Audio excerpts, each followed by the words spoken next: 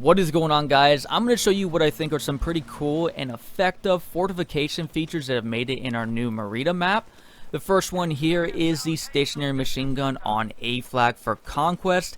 You'll need to be a support player to build this stationary weapon, but once it's built, it gives you a perfect line of sight right over the heavily contested bridge on C flag. If you play on the German side, your home spawn is right next to A flag, so once the round has begun, you can quickly run over, build this stationary weapon and any other fortifications like sandbags that are around to give you more cover, and then you can post yourself up and help give your teammates heavy machine gun fire once the enemy team begins to push up.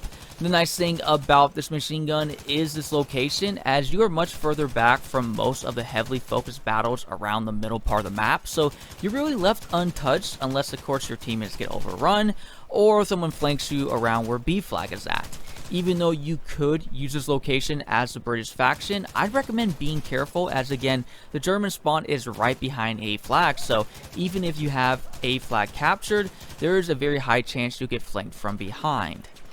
I'd also like to point out you might want to use the machine gunner combat role, which will spot enemy players you suppress.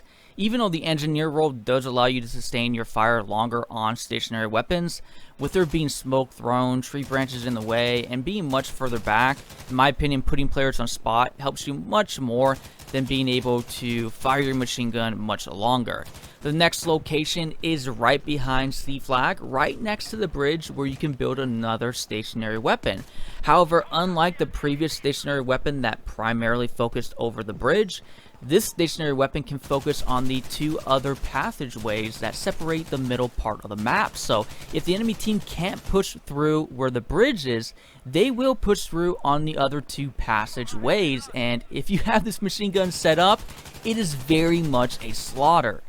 This is another stationary weapon you could build that I think works much better for the German side, as again it's closer to the German home spawn, so less likely you'll get flanked.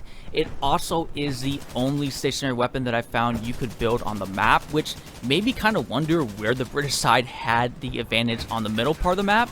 And then I realized it from some of the places I was shooting using the stationary weapon. The British have the advantage on top of the cliff, so these stationary weapons definitely help put a balance on the map for Conquest.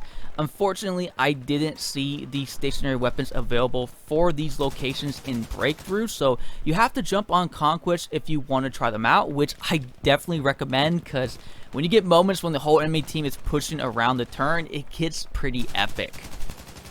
Next is the bridge you can build on the middle part of the map. If you're on the German side, it will be on your left.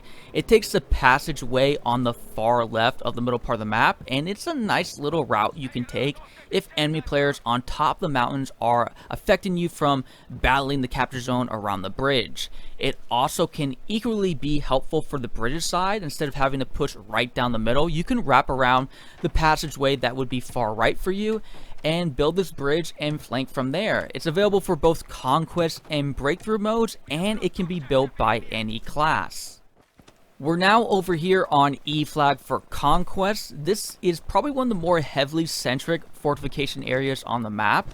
It's just a bunch of sandbags that you can build, but you can build them in a way where it will lead enemy players down different passageways. It also has a very interesting circle pattern of sandbags that you can build that is unique to the map. It's a nice place you can either post up on or lay down in and surprise your enemies once you see the ticker alarm you that there's another enemy on the capture zone. It's closest to the British spawn, so you'll get there quicker on Conquest to build it, and even though sandbags can be built by any class, there is a lot of them in this area, so you might fare better using the support class to get this built quicker. And finally, we have a real cool fortification that you can build that's available for both Conquest and Breakthrough. It's located back by the British home spawn in the town. In this location, you can build bridges that will lead you up to the top of the buildings and more bridges that will interlock the rooftops, giving you the ability to run across various roofs without missing a beat. This location sits between the first 2 flags you can capture on Conquest for the British faction, but I found it most beneficial on Breakthrough for defending the final sector. Some of the buildings stand right over the capture zone, so you could very much post up and defend these areas by shooting down below as the attacking team is making their final push. Any class can build this type of fortification, so don't forget to pull your builder tool out and take advantage of these unique fortifications around the town. But those were some of the fortifications that I thought were pretty cool and effective to use while playing on Marita. Hopefully it helps you guys out, but that is it for you guys today. Again, I always appreciate you guys being here. I am Livin', and I'll catch you guys again later.